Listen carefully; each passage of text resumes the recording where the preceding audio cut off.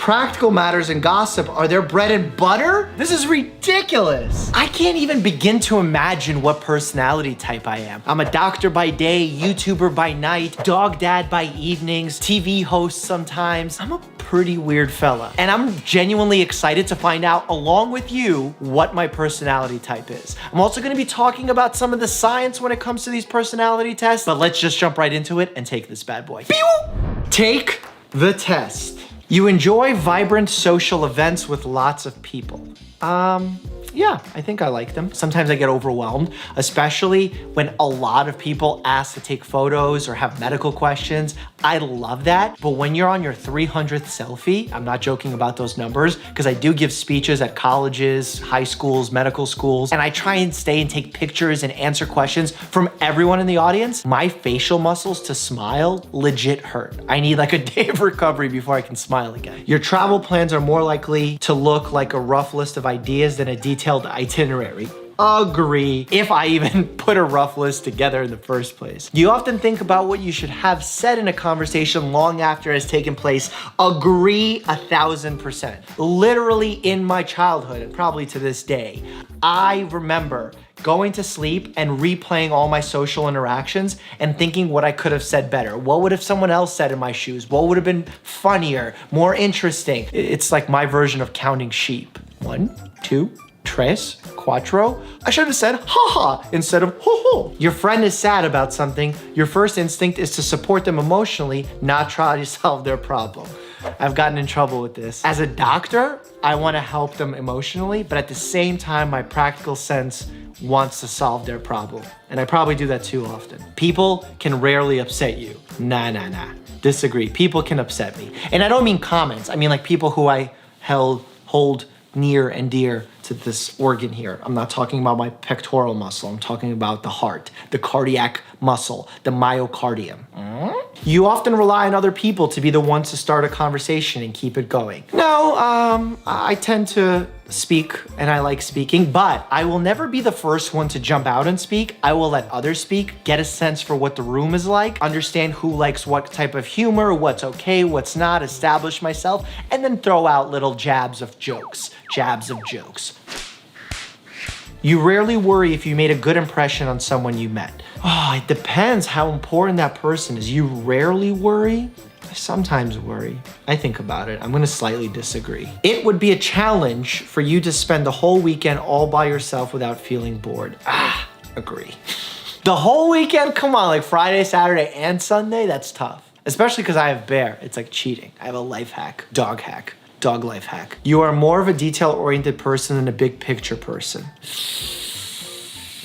I think I'm a big picture person. You are very affectionate with people you care about. Agree to the highest degree. You have a careful and methodical approach to life. No, I'm quite careless. But at the same time, I always follow the rules. It's kind of maniacally, carefully irresponsible. I've largely stayed out of trouble, and I think that means I'm careful. But methodical, like do I know everything I don't know, but I went to an accelerated medical program. I'm gonna agree to a slight degree. You are still bothered by the mistakes you made a long time ago. No, I disagree. At parties and similar events, you can mostly be found farther away from the action. No, I disagree. I like to be in a place where I can like be in the action, leave the action, be in the action, leave the action. See this? I'm like the ocean, the locomotion. You often find it difficult to relate to people who let their emotions guide them. I'm gonna say, I won't give the full agree, because with my patients, I understand, but definitely sometimes I just want people to think less with their emotions, even though I understand where that's coming from, because I'm such a proponent of like cognitive behavioral therapy, thinking practically, thinking rationally, getting outside of our emotions. And believe me, I've fallen victim to my emotions at times. When looking for a movie to watch, you can spend ages browsing the catalog. Yes, and it's not because I'm picky, it's because I've watched everything. I've watched way too much content. The amount of bad movies I've watched, Uptown Girls, is crazy. You could could stay calm under a lot of pressure. Agree, faux show. Doctor. When in a group of people you do not know, you have no problem jumping right into the conversation. I have some trouble, so I'm not gonna go agree all the way. When you sleep, your dreams tend to be bizarre and fantastical. No, I strongly disagree with this one. Mine tend to be really practical. I remember one of my recurring dreams in high school, this is so sad. I would be asleep and I would have the fear that someone made me try or encouraged me to try smoking, and I got addicted to cigarettes and I had to break it to my dad, who's very disciplinarian-like. I guess that would be classified as a nightmare. In your opinion, it is sometimes okay to step on others to get ahead in life. Disagree slightly. You are dedicated and focused on your goals, only rarely getting sidetracked. Yeah, I'm gonna agree. I'm gonna agree because becoming a doctor age 24, that takes a lot of focus. When at a social event, you rarely try to introduce yourself to new people and mostly talk to the ones you already know. As I've gotten older, I'm more interested in meeting new people. I'm gonna disagree slightly. You usually lose interest in a discussion when it gets philosophical. No. Philosophical discussions are where I thrive. You would never let yourself cry in front of others. Agree. I'm sensitive, but not in front of others. You feel more drawn to places with a bustling and busy atmosphere than more quiet, intimate ones. I'm probably more drawn. I mean, I live in New York, for God's sakes. You like discussing different views and theories on what the world could look like in the future. Yeah, agree. When it comes to making life-changing choices, you mostly listen to your heart rather than your head. Disagree quite strongly. You prefer to get your revenge rather than forgive. No, I like to forgive. Sometimes. You often make decisions on a whim. I don't make them on a whim, I make them quickly and decisively, but not on a whim, so I still disagree. The time you spend by yourself often ends up being more interesting and satisfying than the time you spend with other people. No, disagree. I like being with other people. I learn more about myself when I'm around other people. But I need that time alone, so I'm gonna get that middle one in. You often put special effort into interpreting the real meaning or the message of a song or movie. Of course, I overanalyze all the time. You rarely think back on the choices you made and wonder what you could have done differently. Disagree. I do that quite often. When in a public place, you usually stick to quieter and less crowded areas. Somewhat agree. You often have a hard time understanding other people's feelings. Disagree. I feel like I have a higher EQ than I do IQ. When you know someone thinks highly of you, you also wonder how long it will be until they become disappointed in you. Oh man. I try to make them not be disappointed in me, but I don't think about it. You feel comfortable just walking up to someone you find interesting and striking up a conversation. Disagree. I wish. That was always my dream. I read so many books on doing that, and I still can't do that. I'm better at it, and I can force myself to do it, but instinctively, intuitively, inside of me, I don't know. I don't think I'm like that. You often drift away into daydreaming about various ideas and scenarios. Sometimes. You look after yourself first and others come in second. Ooh, I disagree slightly. I tend to think of others a lot, but at the end of the day, you have to take care of yourself if you want to take care of others. Even when you have planned a particular daily routine, you usually just end up doing whatever you feel like at a given moment. I'm gonna have to say agree. Your mood can change very quickly. I disagree. You often contemplate the reasons for human existence or the meaning of life.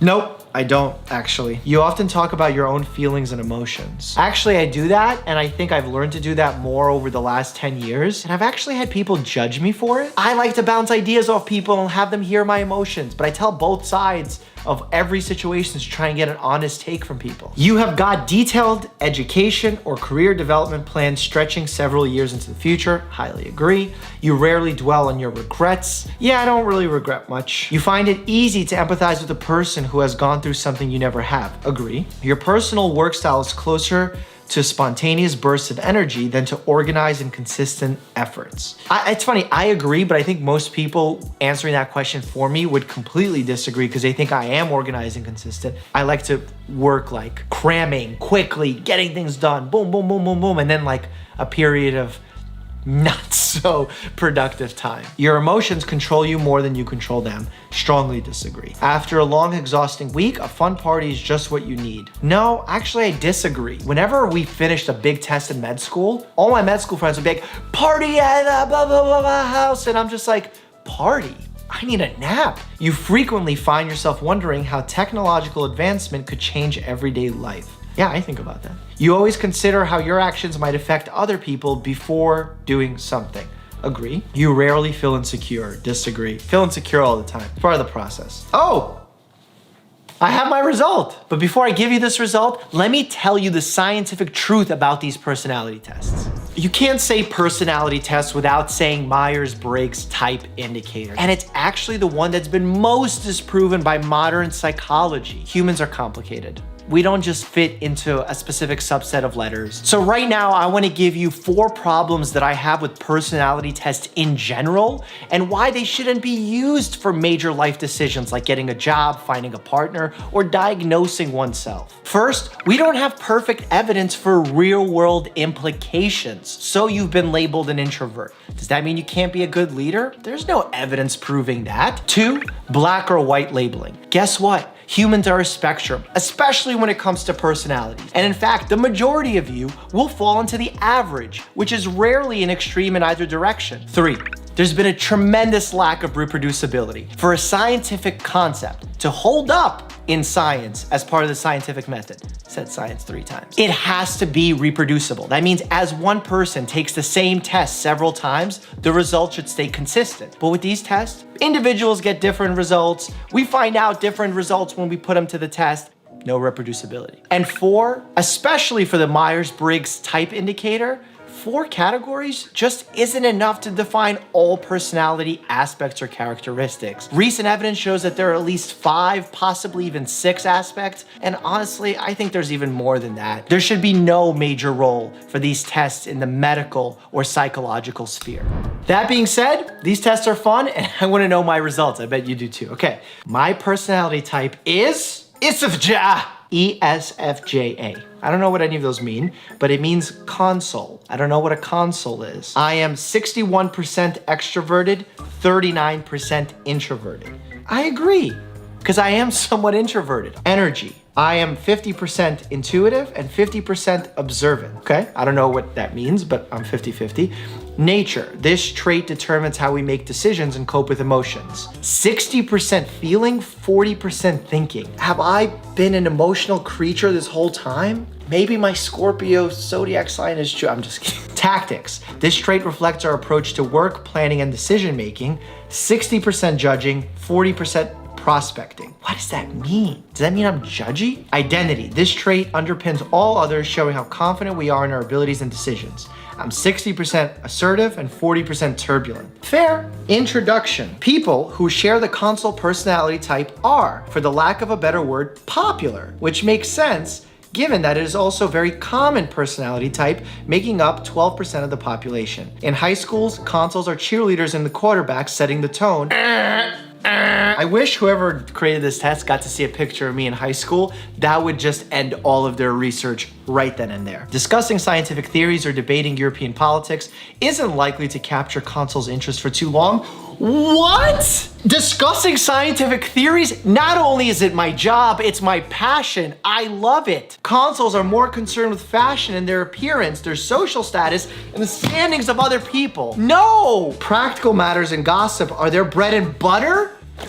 I do not gossip about anything. This is ridiculous. Supportive and outgoing, consoles can always be spotted at a party. They're the ones finding time to chat and laugh with everyone. I answered those questions as no. I get nervous at parties. I said at the beginning of this video, it stresses me out. The smiling muscles hurt. Strong practical skills? True. Strong sense of duty? True. Very loyal? True. Okay, this is better. Sensitive and warm? True. Good at connecting with others? True. Console weaknesses? Worried about their social status? Inflexible?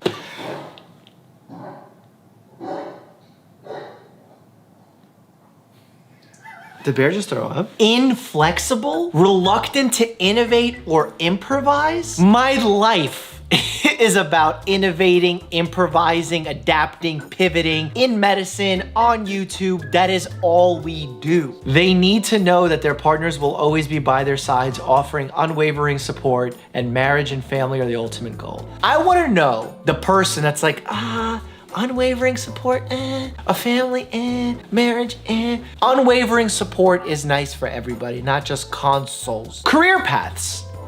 This is gonna get interesting. Consoles are well organized, enjoying bringing order and structure to their workplaces. This is so inaccurate. Careers as administrators are a natural fit, allowing consoles to organize not just an environment, but the people in it. Few personality types are as practical and caring as consoles, known for their social and administrative skills. I don't think anyone's ever been like, Mike, great administrative skills. 0 people have said that. Yet consoles can be easily tripped up in areas where their kindness and practical approach are more of a liability than an asset. Consoles need to put a conscious effort to develop their weaker traits and additional skills. I don't think that was an accurate description. In fact, I want to know what all the descriptions exist so I can pick mine. I know that's not how it works, but I think I could pick mine more accurately than this test can. If you want to see me taking and struggling with a kids quiz, click here. Or if you want to see teens explain what a period is, that's right, you heard me, click here. As always, stay happy and healthy. But which one are you clicking?